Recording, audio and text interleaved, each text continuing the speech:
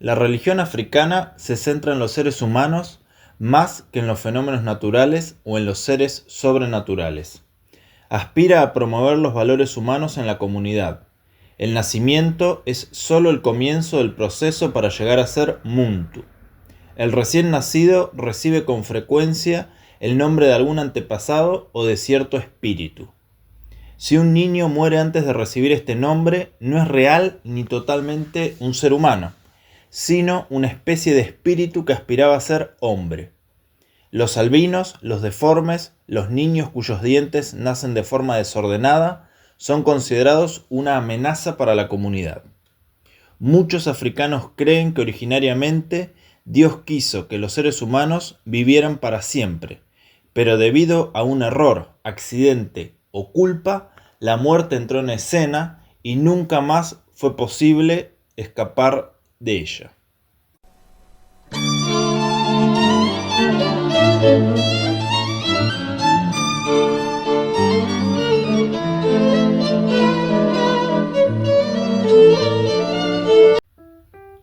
Bueno, en este momento estamos en la cuarta emisión del podcast titulado Conversaciones de Medianoche.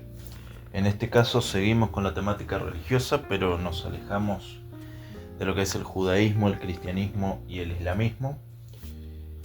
Y nos vamos a un terreno distinto, oriental, aunque estas tres religiones que le acabo de mencionar son también orientales, son de Medio Oriente, ¿no? En este caso estamos ante un libro titulado Historia de las Religiones, escrito en coautoría por Walter Hoffmann y Michel Poirier, editado por Ediciones Libertador. Un libro de aproximadamente 200 páginas, en las cuales los autores hacen un repaso bastante elemental, pero interesante, de muchas religiones y creencias que se desarrollan en el planeta Tierra. Aparece el cristianismo, por supuesto, aparece el judaísmo, aparece el islamismo, pero también aparece el brahmanismo, aparece el budismo, aparece el taoísmo, aparecen las religiones primitivas o tribales africanas, etc. Quería justamente empezar por eso, por las características que el libro dice que tienen las llamadas religiones primitivas. En primer lugar, una de las características es la falta de libros sagrados. Esto es relevante teniendo en cuenta, o si lo comparamos con el cristianismo, por poner un ejemplo que tenemos a mano, en donde hay un texto sagrado, el Nuevo Testamento. En el caso del judaísmo tenemos el Tanaj, en el caso del islamismo tenemos el Corán y demás. Las religiones primitivas, dice este libro, o muchas de ellas, carecen de libros sagrados. La tradición es entonces oral. Por otra parte, hay una descentralización del rito. Esto significa que el rito no está o no ocupa una parte en concreto o específico, sino que está básicamente disperso. Esto es una característica que tiene mucho que ver también con la diferencia no tan marcada en las religiones primitivas entre lo sagrado y lo profano.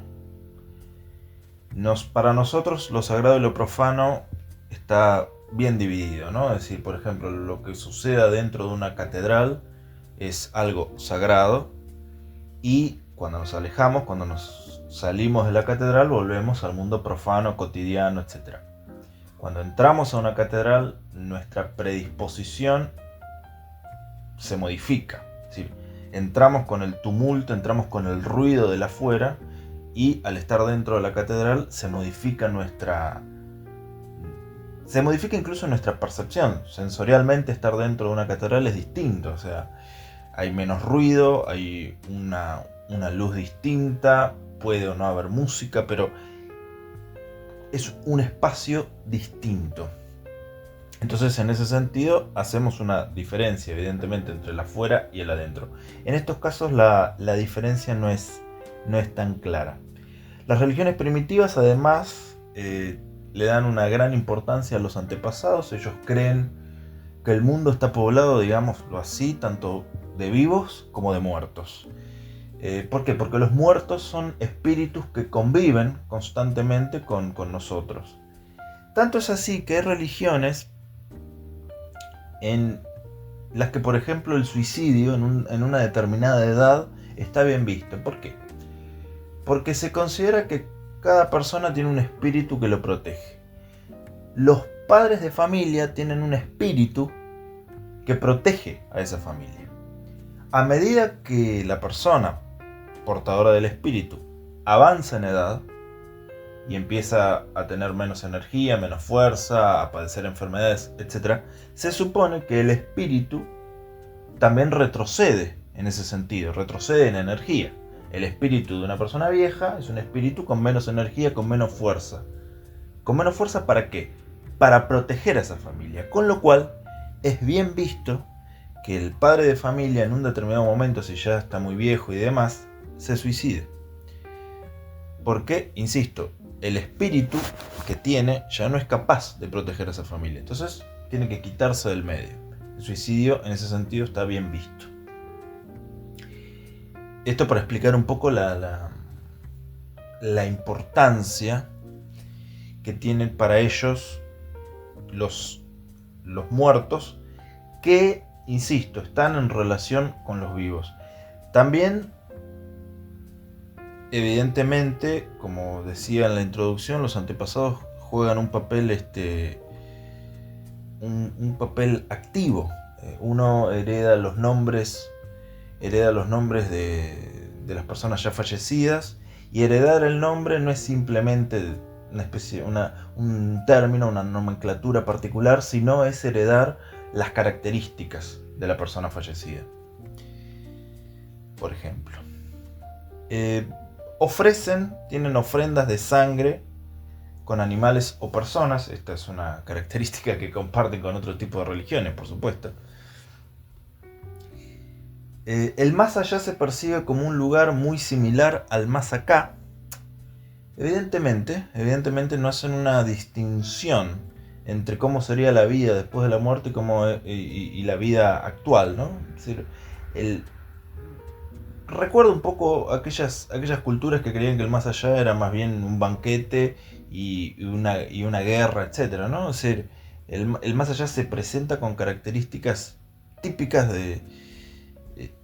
y características típicas, convencionales, usuales de las que tenemos aquí, ¿no? No hay una gran diferencia entre una cosa y la otra. Eso también me recuerda un poco a aquella expresión de Unamuno, ¿no? Que decía Unamuno, hay dos problemas: saber si existe la vida después de la muerte o no, y si suponemos que existe, imaginarse cómo es. Porque es evidentemente un problema enorme y de imposible resolución. El cosmos, el universo y el yo están relacionados. Eso se ve también muy claramente. Hay toda una distribución del espacio del universo, de las estrellas, de la cosmología, que obedece a la tribu, que obedece al clan y que obedece a cada uno en particular. Esto se ve, claramente, digamos, la relación que ponen, por poner un ejemplo, las religiones o las creencias animistas, es decir, las creencias que suponen que detrás de cada cosa hay un espíritu, que cada cosa está animada por algo. Plantea evidentemente un tipo de creencia parecida. Por poner un ejemplo y para no irnos por las ramas, las escenas de caza dibujadas en las cuevas no son arte en el sentido que nosotros podemos considerar de una cuestión estética y nada más, sino que forman parte de un ritual mágico. Es decir, ellos creían que la correlación entre el dibujo y la realidad y llevar a cabo esa acción era lineal. Uno dibujaba escenificaba una escena que luego, o gracias a esa escenificación, iba a cumplirse en la realidad. Dibujar una escena de caza era luego propiciarla, ¿no? Entonces, evidentemente no tiene un sentido estético. Y bueno, para finalizar esta enumeración rápida de las religiones primitivas, podríamos decir que como no tienen libros sagrados, ni tienen templos específicos y demás. Además, bueno, hay una característica que me olvidé de mencionar que es muy interesante, que es que tienen una jerarquía móvil. Otra de las cosas muy particulares, porque para nosotros la jerarquía es fija. Pero en su caso no. En su caso, por ponerlo en términos cristianos, ¿no? El que oficia una misa un día puede al otro día formar parte del público, y parte del público, o alguien del público, puede luego oficiar una misa, oficiar un rito, ¿no? Hay una jerarquía móvil. Y lo último que quería decir es que justamente como faltan libros sagrados, la tradición es oral. Como la tradición es oral, la importancia de los viejos en tribus africanas y demás es superlativa. La persona mayor tiene, primero, insisto, tiene el conjunto de tradiciones en su memoria, en su conocimiento, por un lado, y por el otro lado, el conjunto de experiencias que necesitan los jóvenes de la tribu, porque claro, son a los mayores a los que les consultan sobre la vida, la muerte, los celos, la envidia, el amor, el desamor, etc. O sea, es una fuente de conocimiento importante, los mayores, por eso se los venera tanto, ¿no? La segunda religión, que no es en sí una religión, que es más bien una filosofía, es el taoísmo, cuyo fundador, Lao Tse, pertenece al siglo VI a.C.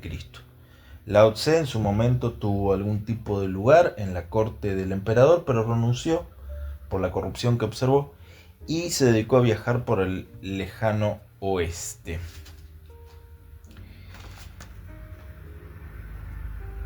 Lao Tse, que tengo entendido que no escribió nada, sino que simplemente cuando se estaba por morir o estaba cercano a la muerte, los discípulos le dijeron: mire maestro, si usted se muere y no ha escrito nada, sus enseñanzas se van a perder. Entonces, bueno, en fin, dictó algún tipo de enseñanzas y demás a los discípulos que tenía cerca, contenidas en un librito muy pequeñito y bastante complicado que se llama el Tao Te Ching.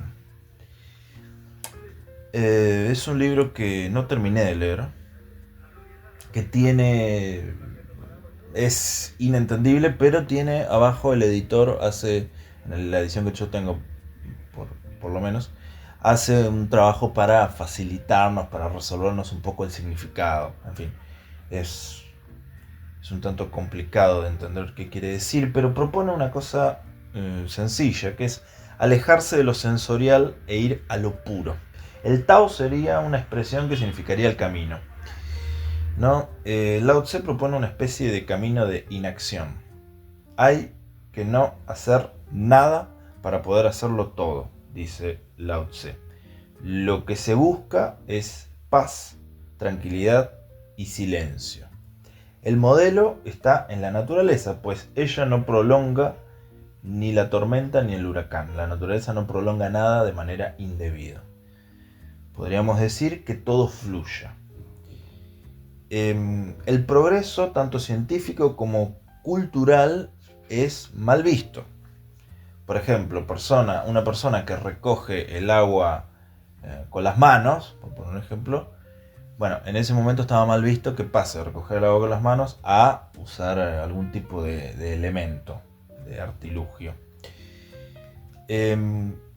Lao Tse sería como la contracara, la contrapartida de Confucio, ¿no? Confucio estaba más interesado por los reconocimientos gubernamentales y oficiales y los premios y etcétera, y ocupar algún tipo de lugar en la sociedad política del momento. Lao Tse propone exactamente lo contrario: alejarse por completo, tener casi que una vida ermitaña. En en los términos en los que nos referimos a Lao Tse, sería un poco equiparable al estoicismo, en el sentido que decía Lao Tse, de que hay que aceptar el Tao, aceptar el camino, no forzar las cosas, aceptar lo que viene. Ahí hay un poco quizás, ¿no?, de resignación estoica, en el sentido de que todo fluye, que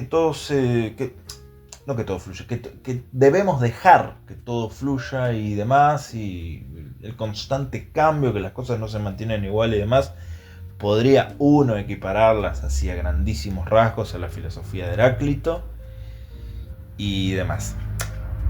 Yo, sin embargo, creo que cuando uno hace este tipo de comparaciones tiene que tener en cuenta que son comparaciones que nos permiten pensar las cosas a través de aproximaciones, pero las aproximaciones no es lo mismo. Aproximarse a una cosa no es lo mismo que eso sea igual al otro, es parecido. Recuerdo, por ejemplo, no sé, los estoicos diciendo, bueno, Jesús de Nazaret es un estoico por ejemplo, la forma en la que acepta ir a Jerusalén sabiendo lo que va a pasar, etc. Bueno, el cristianismo no es un estoicismo en tanto y en cuanto el estoicismo es una filosofía de vida, una forma de afrontar la vida, sus dificultades y demás, y el cristianismo es una religión, ¿no? O sea, no son la misma cosa. ¿Puede el cristianismo tener elementos del estoicismo? Sí, por supuesto. Como uno puede decir, el taoísmo tiene elementos así de filosofías occidentales y qué sé yo. Sí, por supuesto, todos se comparten algo, pero no es específicamente lo mismo.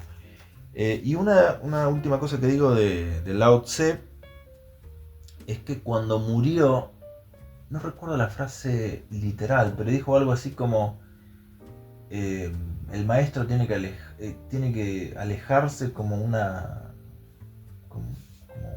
brisa y demás, en fin. Es evidentemente una persona que buscaba la soledad y que procuraba la reflexión justamente en espacios con poca gente, en espacios retirados, en fin. Creo que eso podría definir un poco la mentalidad de Lao Tse. Por otra parte, hablar así rápidamente del brahmanismo. El brahmanismo tiene un sistema religioso, moral y metafísico. Es un sistema panteísta. Tiene libros sagrados, obviamente, que han sido escritos entre el 1500 a.C. y el 400 a.C. Esos libros son los 4 Vedas, los poemas Ramayana y Mahabharata, que lo pronuncié horrible. Creen, por ejemplo, que para poblar la tierra, Brahma engendró 4 hijos. Brahman, que formaba parte de su boca, Kshatriya, que formaba parte del brazo, o que era el brazo, Vaishya, que era el muslo, y Sudra, que era el pie. De estas 4 partes, del cuerpo de Brahma, se originaron las famosas 4 castas. Los de la boca, los brahmanes, ocupan la parte superior de esta pirámide y se ocupan del sacerdocio, de la justicia y de la medicina. Son la clase privilegiada. Los segundos, o sea el brazo, Kshatriya, son los guerreros y los magistrados. Los terceros, los Vaishyas, son los comerciantes, artesanos y agricultores, que recuerden formaban parte o eran el muslo de Brahma. Y los últimos, los Sudras, que serían el pie, son lo más bajo y por supuesto aspiran a subir de posición. Hay una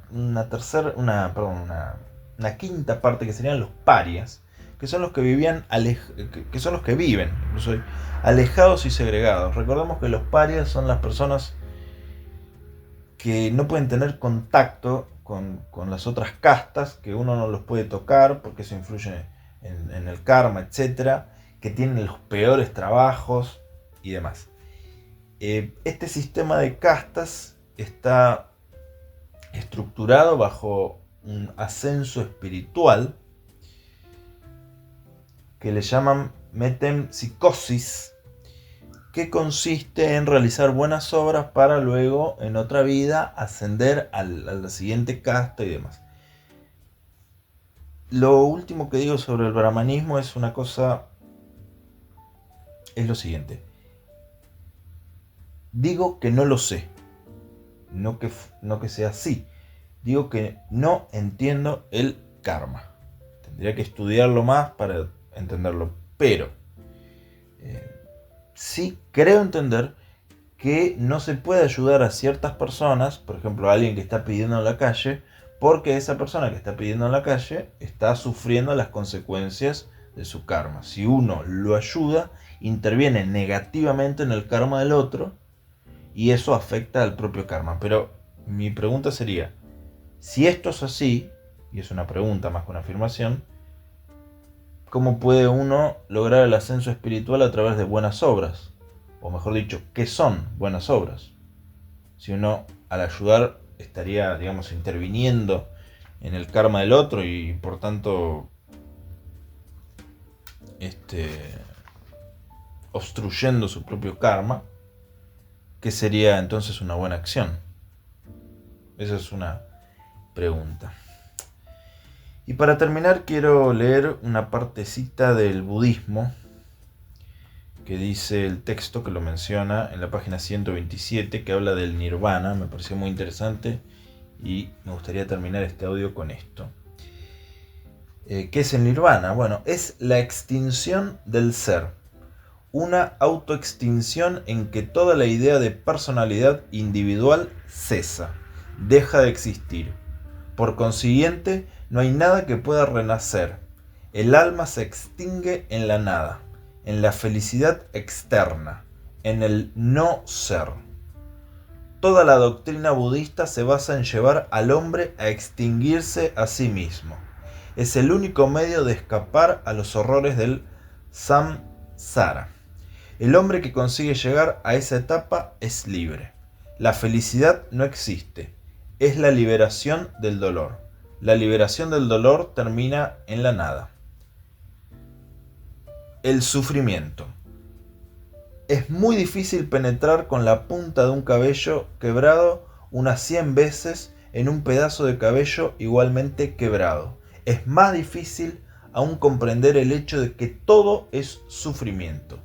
La universalidad del dolor solo se evidencia paulatinamente, a medida que el hombre adquiere una experiencia de iluminación espiritual, venciendo así la causa del sufrimiento y del flujo transmigratorio, la ignorancia, la ilusión, el sueño en que yacen la mayoría de los hombres.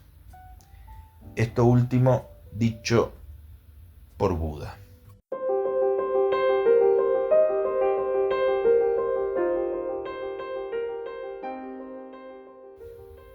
La conclusión a la que quería llegar, a partir de esto que hemos estado escuchando, tiene que ver con una pregunta, ¿no? Y es si existe una religión verdadera, una, o si todas tienen parte de la verdad. ¿Existe un Dios verdadero y por ende los demás no lo son? ¿O existen varios dioses y todas las creencias tienen algún tipo de sustento? Bueno, es una pregunta que me hago. Para la religión del judaísmo, del cristianismo, del islamismo, existe un solo Dios. Un solo Dios, o sea, único. Con lo cual todas las demás Todas las demás manifestaciones y demás son creencias vacías. Uno generalmente se cruza cuando lee historia de las religiones,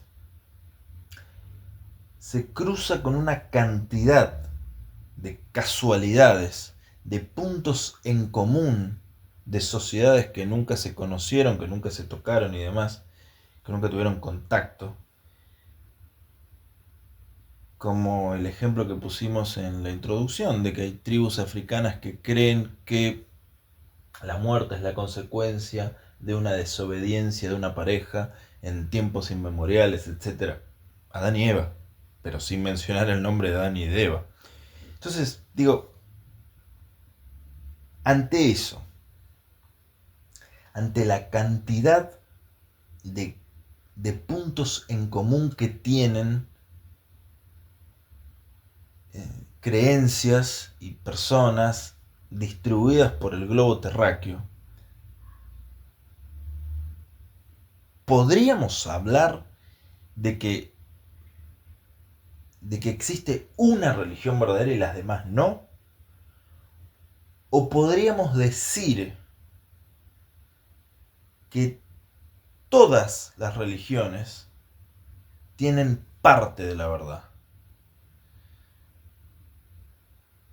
Hay una frase que a mí me gusta mucho, que recoge Bioy Casares en un libro que se titula De jardines ajenos. Es un libro en el que Bioy fue anotando frases de libros o frases que escuchó, que le fueron gustando a lo largo de los años. Y hay una frase que a mí siempre me gustó mucho y que quizás sea relevante para esto que estoy diciendo. Es una frase simple pero muy ilustrativa, que dice: todo lo sabemos entre todos. La suma de experiencias, el conjunto de todas las experiencias de todos los seres humanos que en este momento poblamos el planeta, esa suma de experiencias dan como resultado el conocimiento total. Lo que pasa es que lo advertimos. Lo que pasa es que, digamos, el conocimiento total es inaccesible. Y entonces, con lo único que tenemos es un fragmentito, un pedacito de la verdad. Solo eso tenemos.